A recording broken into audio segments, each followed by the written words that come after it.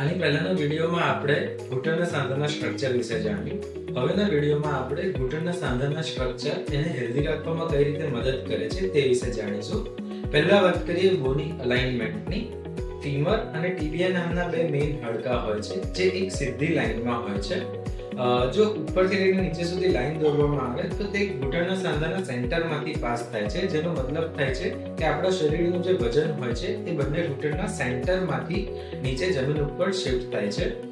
જો આ લાઈન અંદરની બાજુ કે બહારની બાજુ ખસી જાય તો વારસની ડિફોર્મિટી કે વાલ્ગસની ડિફોર્મિટી એવું કહેવાય છે, જેના લીધે વજન એક જ બાજુ શિફ્ટ થવાથી એ બાજુનો ભાગ જલ્દી ઘસાઈ જતો હોય છે.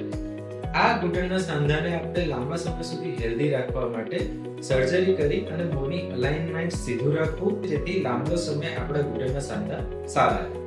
વધુ જાણકારી માટે તમે અમને ફોલો કરો. Thank you.